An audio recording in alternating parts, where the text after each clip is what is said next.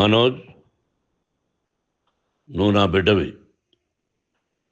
లక్ష్మీ ప్రసన్న, విష్ణువర్ధన్ బాబు, మనోజ్ కుమార్.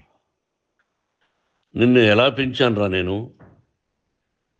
అందరికంటే నిన్నే గారాబంగా పెంచానురా. నీకే ఎక్కువ ఖర్చు పెట్టి చదివించాలని ప్రయత్నం చేశానురా. నువ్వు ఏది అడిగినా నేను నీకు ఇచ్చానురా.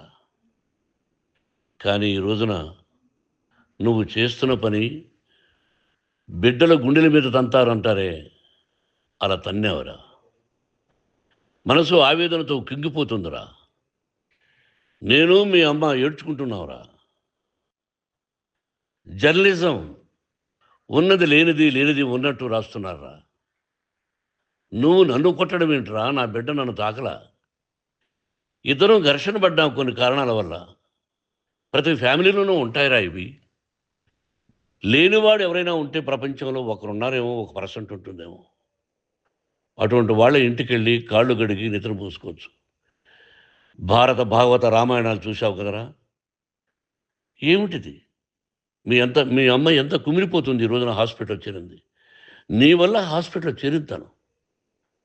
చూడు మనోజ్, నీకు అన్నీ ఇచ్చినా ఈ రోజున నువ్వు నా గుండెల మీద తనడమే కాకుండా అపకీర్తి తీసుకొచ్చావు.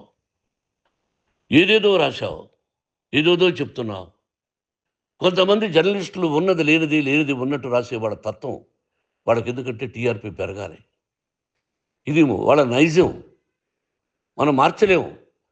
వాళ్ళందరి మీద మన కోర్టుకు వెళ్ళలేము. వాక్ స్వాతంత్రం అంటారు, ప్రజాస్వామ్యం అంటారు. ప్రజాస్వామ్యంలో కూడా కొన్ని హద్దులు ఉన్నాయి. ఇది నీకు తెలుసు అనుకున్నా. ఎంత మంచి నటుడివి నువ్వు. నీ భార్య మాటలు విని తాగుడికి అలవాటు పడిపోయావు. వింటున్నావా మనోజ్? ఎవరిని నమ్మాలో ఎవరిని నమ్మకూడదో పరిస్థితి తీసుకొచ్చావు. విద్యాలయాలు ఎంత గొప్పవిరా. మనం 25% కులమతాలకు అతీతంగా ఫ్రీ ఎడ్యుకేషన్ ఇస్తున్నాంరా. క్యాస్ట్ అనేది తీసేశానురా 92లో ప్రాస్పెక్ట్స్లో. నువ్వు చదువుకున్నావురా. అక్కడ చదువుకున్న బిడ్డలు IAS, IPS అయ్యారురా. ఎంతోమంది గొప్పవాళ్ళు అయ్యారురా. నువ్వు నటుడుగా ఎంతో గొప్పవాడివి. తాగుడికి అలవాడబడి నువ్వు నీ భార్య ఇంట్లో బిహేవ్ చేస్తున్న విధానం ఆ భగవంతుడు సర్వేశ్వరుడు తెలుసు. భగవంతుడు చూస్తున్నాడు రా. నేను తప్పు చేసినా, నువ్వు తప్పు చేసినా, ఎవరు తప్పు చేసినా. ఎంత అవకాశం ఇచ్చావు మాట్లాడుకునేదానికి అందరికీ. ఇన్ని సంవత్సరాల్లో మన విద్యాలయాల్లో ఒక్క తల్లి కానీ ఒక తండ్రి కానీ ఏమైనా చెప్పారా? ఆ బిడ్డలు మన బిడ్డలు రా. మీరెంతో నాకు అక్కడ ఉన్నవాడు కూడా నా కూతుళ్ళు, నా కుమారులు. ఎంతమందికి ఫ్రీ ఎడ్యుకేషన్ ఇస్తున్నావు. వాడి దగ్గర ఏది ఆశించరా.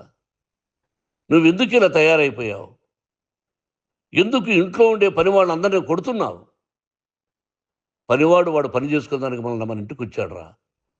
ఆ పనివాడిని కొట్టడం చాలా మహాపాపంరా. నేను వేరురా. నేను దండించడం వేరురా.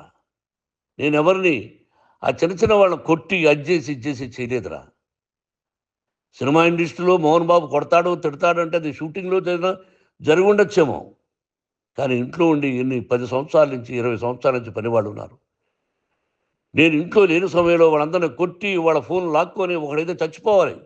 వాడు పోలీస్ కంప్లైంట్ ఇచ్చి ఉండొచ్చు. నేను వద్దు అని వాడిని బతిమాలాడు పోలీస్ కంప్లైంట్ కూడా ఇవ్వలా. ఇంకైనా నువ్వు నీ భార్య మారి బయట ఉండండి రా అన్నాను నేను. లేదు డాడీ, తప్పు చేయనని ఒకసారి వచ్చావు, మళ్ళీ తప్పు చేశావు, మళ్ళీ వెళ్ళావు, మళ్ళీ ఈసారి తప్పు చేయనన్నావు. ఏమండి వీడు తప్పు చేయడం అని మీ అమ్మ చెప్పింది. ఇంట్లో పెట్టుకున్నా. మళ్ళీ నువ్వు చేస్తున్నది, ప్రతిరోజు నువ్వు తాగుతున్న విధానం నీకే తెలుసు. ఇది ప్రజలు నమ్ముతారా లేదా అనవసరం నాకు. నేను నీకు చెప్తున్నా, ఇంతటితో పులి స్టాప్ పెట్టాలి. 3 రోజుల నుంచి రకరకాలుగా రాస్తున్నప్పుడు నా మనసు ఆవేదనతో ఉంది. మళ్ళీ చెప్తున్నా, Mohan Babu university is greater than temples. Greater than temples. బిడ్డలను కాలేజీలో చేర్చుకునే ముందు చెప్తారు, అన్నయ్య ఎంత ఉంది యూనివర్సిటీ రూల్స్, ఇది మా పద్ధతి, మీకు ఇష్టమైతే చేర్చండి. గవర్నమెంట్ బిడ్డల్ని గవర్నమెంట్ ఏమిస్తుందో ఇంత పర్సంటేజీ వాళ్ళకు కూడా మీ దగ్గర ఎందుకు డబ్బు తీసుకుంటున్నామంటే దానికి అర్థం పరమార్థం చెప్పాము.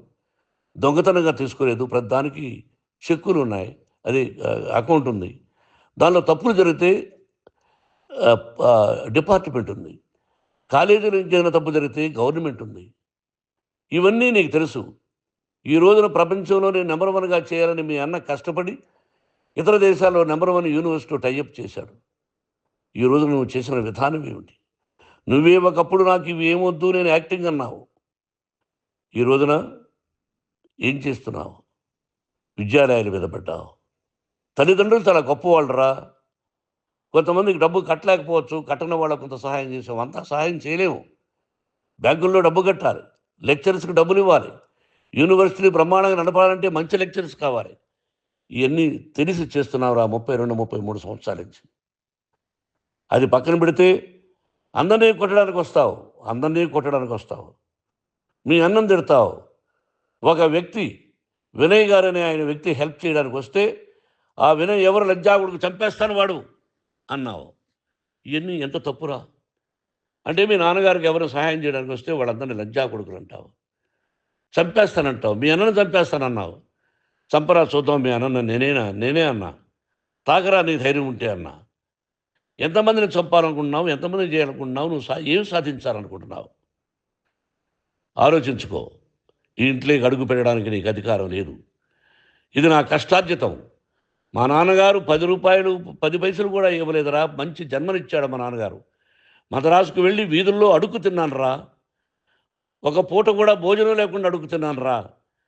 న్యాయంగా మోహన్ బాబు తిడతాడు కొడతాడంటారు కానీ మోసగడనం లేదురా. నీట్ పార్లమెంటేరియన్గా బయట వచ్చాను రా. నువ్వు నా పరువు ప్రఖ్యాతులు మంట కలిపావు. ఏమిటి నేను చేసిన అన్యాయం? నీకు జన్మనిచ్చాను. అదా నేను చేసిన పాపం. అందుకే ఇది నా ఇల్లు అన్నావు. నువ్వు నీ ఇల్లు కాదు. నీ కష్టార్జితంతో నువ్వు సంపాదించుకున్న ఇల్లు నీది. ఇది నా డబ్బు, నా కష్టార్జితం. నా కష్టార్జితంలో నేను పిలిస్తేనే మీరు ఇంట్లోకి రావాలి. అటువంటిది పోగొట్టుకున్నావు నువ్వు. ఆస్తులు అంటావా? ముగ్గురికి సమానంగా రాయాలా లేదా అది నా ఇష్టం.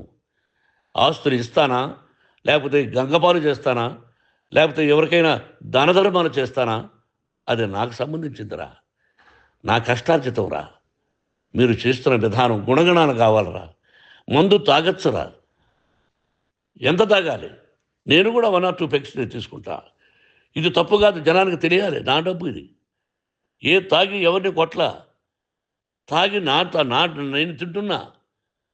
అది ప్రజలకు అక్కర్లా. నేను తప్పు చేస్తేనే ప్రజలకు కావాలా. ఇవన్నీ ఉన్నాయిరా. ఇవన్నీ తెలుసుకో. జర్నలిస్ట్ సోదరులారా, మీకు నా గతాన్ని తెలుసు, నా భవిష్యత్తు, నేను ఎక్కడి నుంచి వచ్చాను కూడా మీకు తెలుసు. ఈ రోజున మీరు రాస్తున్న విధానం, నా బిడ్డ నన్ను కొట్టాడన్నారు. ఎంత తప్పు. ఈ రోజున నా బిడ్డ మీద కోపంతో అవును చెప్పచ్చు. కాదు, వాడు నా మీద చెయ్యెత్తలేదు. నేను ఘర్షణ పడ్డాం. ఘర్షణ వేరు, కొట్టుకోవడం వేరు. గాయాలతో హాస్పిటల్కి వచ్చి కుంటుగా నడిచాడు. మళ్ళీ ఏమని పోలీస్ స్టేషన్కి వెళ్ళి చెప్పాడు. ఎవరో 2 ఉన్నారు, వాళ్ళిద్దరూ నా మీద దాడి చేశారన్నాడు.